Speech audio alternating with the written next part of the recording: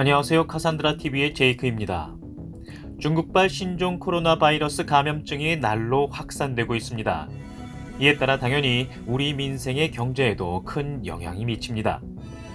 그런데 오늘 카산드라 TV에서 살펴볼 부분은 이러한 상황에서 경제 정책을 어떻게 세워야 하느냐라는 것입니다.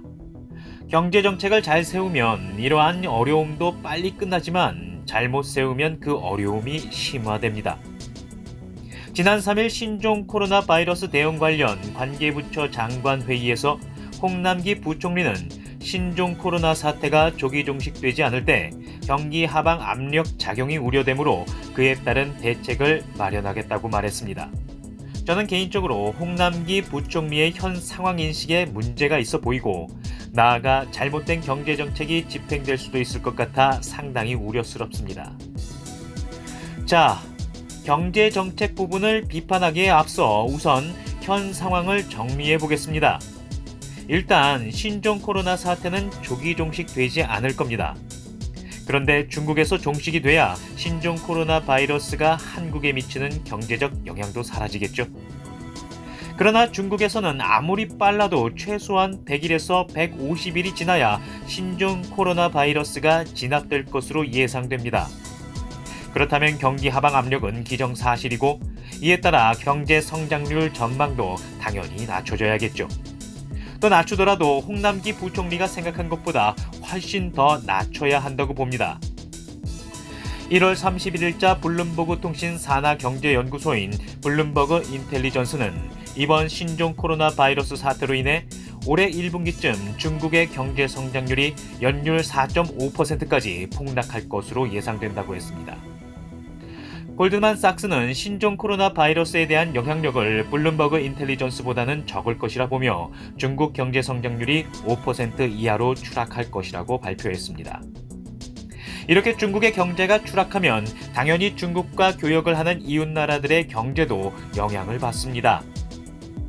블룸버그 인텔리전스에 따르면 홍콩은 당초 전망치보다 1.7%포인트 추락하고 베트남과 한국도 당초 전망치보다 0.4%포인트 추락할 것으로 예상하고 있습니다. 미국 경제는 당초보다 0.1%포인트 추락할 것으로 예상하고 있고요. 지난해 말 홍남기 경제부총리는 올해 한국의 경제 성장률이 2.4%가 될 것으로 전망한 바 있습니다. 정부의 예상에 블룸버그와 골드만삭스 추정을 대입하면 신종 코로나 바이러스의 영향으로 올해 한국 경제 성장률은 2.0에서 2.2% 정도가 될 것으로 보입니다. 그런데 저는 그보다 더 떨어질 가능성이 높다고 봅니다. 왜냐하면 애초에 홍남기 부총리가 공표했던 경제 성장률 2.4%가 한국 경제가 달성하기에는 무리한 수치였다고 보기 때문입니다. 홍남기 부총리가 지난해 경제 성장률 속보치 2.0%보다 0.4%포인트나 높여 2.4% 성장할 것이라고 전망한 근거는 올 연말 미국 대선을 앞두고 미중 무역 협상이 개시되고 미중 무역 전쟁이 종식되어 교역과 수출이 늘어나면서 경기도 살아날 것이라는 기대감 때문이었죠. 그리고 실제로 이러한 심리적 요인이 반영돼 올해 초 발표된 경기선행지수 조사에서 29개월 만에 처음으로 반등했습니다. 이번 경기선행지수에서는 특별히 심리 요인이 반영돼 주가지수가 상승할 것이라고 기대하는 사람들이 많아지면서 경기선행지수가 상승했습니다. 그러나 심리적 요인을 제외한 실물 부분의 나머지 지표들은 계속 하락세이며 지수가 2달 연속 반등했음에도 현재 99.1입니다. 지수가 100 이하면 경기 하락을 의미합니다. 그리고 최근 코로나 바이러스가 확산되면서 아마도 지수는 더 추락할 것으로 보입니다. 저는 홍남기 부총리가 너무 상황을 낙관적으로 보고 있는 것은 아닐까 우려하고 있습니다. 미중 무역 협상에 대해서는 지난 1월 이코노미스트지 신년호 커버스토리 특집 기사에서 다룬 바 있습니다. 특집 기사의 요지는 Don't be fooled by the trade deal between America and China, 즉 미중 무역 협상에 속지 말라는 것입니다. 미중 무역 전쟁과 협상에 대해서는 다시 별도로 정리를 할 필요가 있겠습니다만 단적으로 말하자면 저는 이번 무역전쟁 협상은 단지 미중 양국이 시간을 벌기 위한 일시적인 협상이 될 것이라고 봅니다. 왜냐하면 저는 미중 무역전쟁의 본질이 미국과 중국 두 나라의 미래 패권을 놓고 다루는 신산업 일자리 전쟁이며 기축통화 전쟁이라고 보고 있기 때문입니다. 그래서 쉽게 끝날 전쟁이 아니라는 거죠. 물론 이 문제는 트럼프가 재선에 실패하고 민주당에서 대통령이 나오면 달라질 수도 있죠. 하지만 중국을 보는 시각에서 중국이 미국의 통합 패권과 일자리를 위협한다고 보는 공화당 지지 세력 그리고 정치인들은 계속 나올 것으로 보입니다. 이코노미스트지도 카산드라 TV와 동일한 관점에서 미중 무역 협상을 보고 있기에 속지 말라고 하고 있습니다. In the 2020s, the world will discover just how far this decoupling will go, how much it will cost, and whether, as it confronts China, America will be tempted to compromise its own values. 미국과 중국의 슈퍼파워가 미래 패권을 놓고 다루는 전쟁에서 관계국들이 얼마나 그 피해를 부담할 수 있는지를 가늠해보는 시간이 될 것이라는 것입니다. 그래서 실제적으로 올해 세계 경제는 그다지 크게 개선되지 못할 겁니다. 왜냐고요? 자, 잘 들어보세요. 글로벌 교역과 기업들의 투자라는 것은 중장기적인 전망 아래서 실시됩니다. 그리고 트럼프는 이번 무역전쟁을 정치적으로 최대한 활용할 겁니다. 완벽히 해결하진 않을 거라는 얘기죠. 현재 미국은 그런 식으로 한동안은 뜸을 들이면서 간을 보다가 트럼프 재선 이후 2년 차쯤에 중국과 무역전쟁을 재개할 가능성이 높습니다. 기업들도 이러한 사실을 알 겁니다. 이코노미스트지도 비슷한 관점으로 미국을 보고 있고요. 그렇다면 이러한 상황에서 기업들이 중장기적 투자를 늘릴 수 있을까요? 쉽게 늘리지 못하죠. 글로벌 물류기업 DHL이 전 세계 물류 빅데이터를 가지고 개발한 무역 예측 지수도 부정적입니다. 참고로 이 지표는 우한 신종 코로나 바이러스 사태가 나오기 전에 측정된 지표입니다. 이제 앞으로 더 떨어지겠죠? 경기 선행 지수도 신종 코로나 바이러스가 나온 이후 최근의 지수는 다시 추락하기 시작했습니다.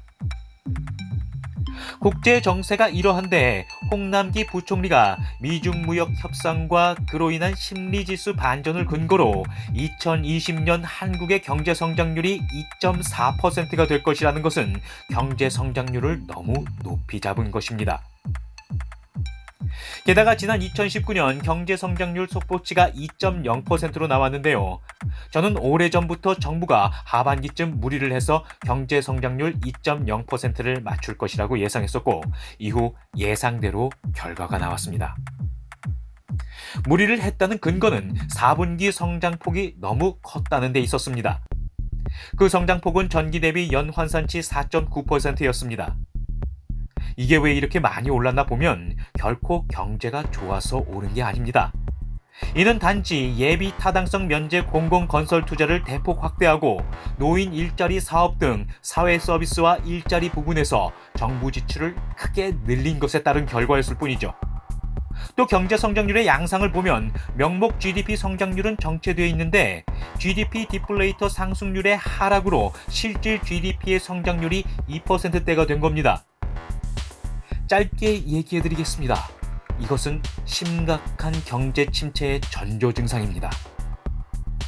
이렇게 경제가 침체되는데 정부의 토목 사업과 정부 지출의 증가로 경제 성장률을 인위적으로 끌어올리면 당장은 표면적으로 좋아 보일 수 있습니다.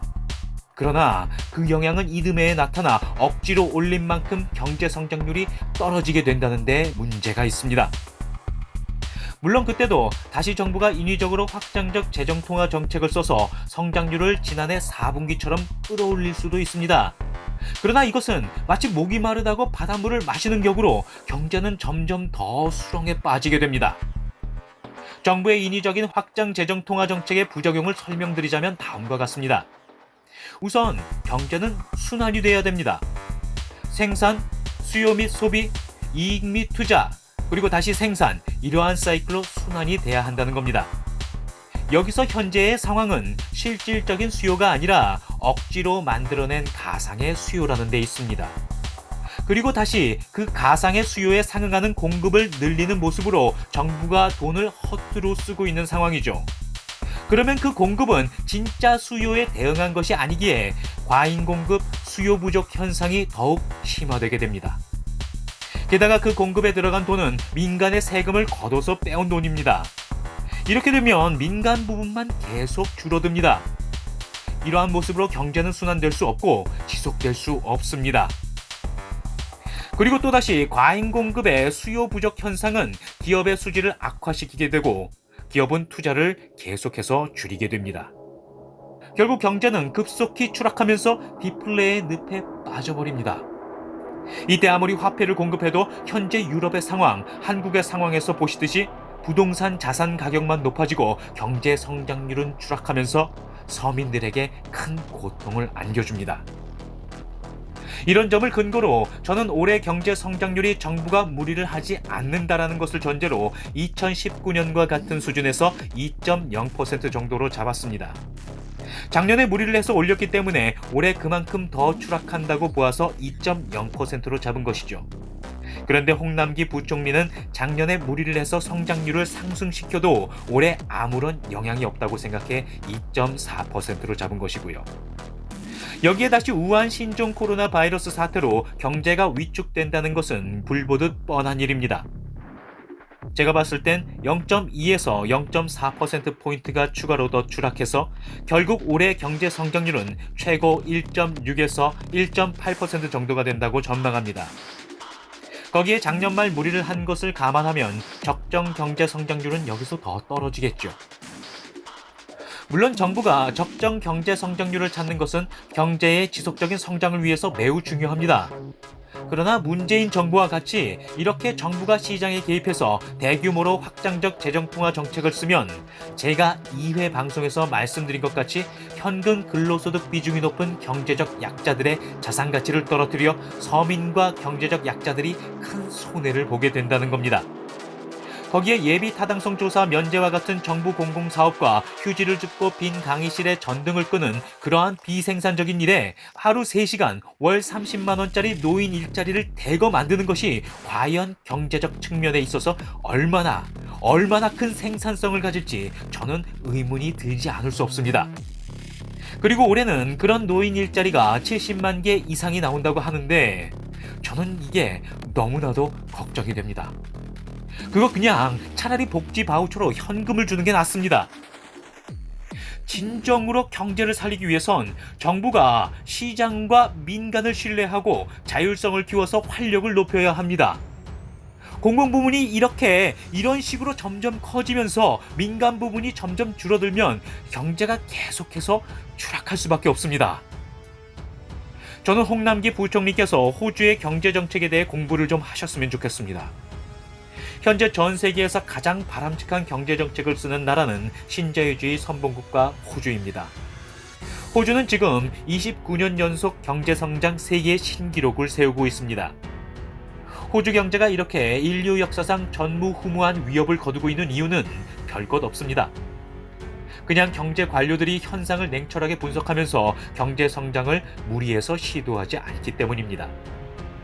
호주는 경기 상황에 맞게 적절히 금리를 유지하면서 정부 공공부문의 총 지출을 GDP의 36% 이내로 엄격히 통제하고 있습니다. 홍남기 부총리님, 호주를 공부하십시오. 부탁입니다.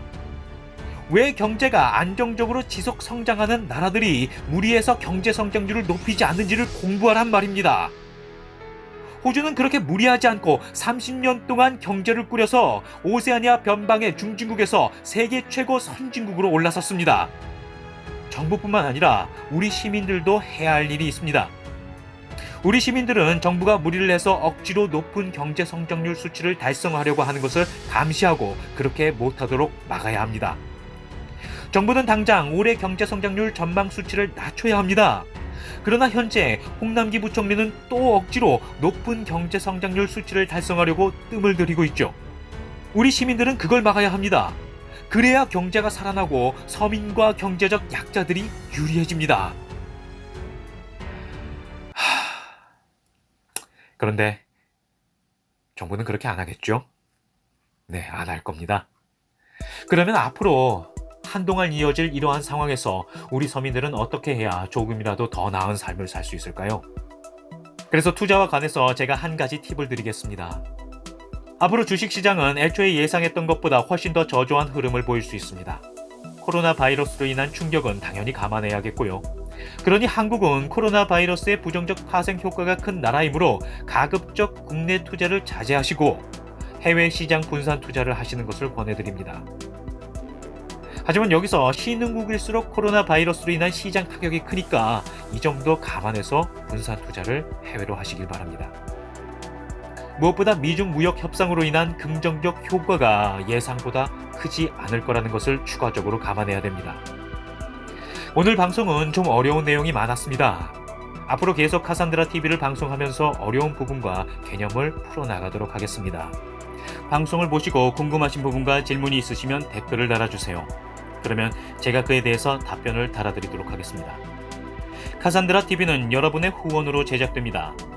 여러분의 후원은 더 나은 수준의 방송을 제작하는 데 사용되므로 앞으로 더 많은 후원을 부탁드리겠습니다. 저희도 그에 보답하는 방송을 만들도록 하겠습니다.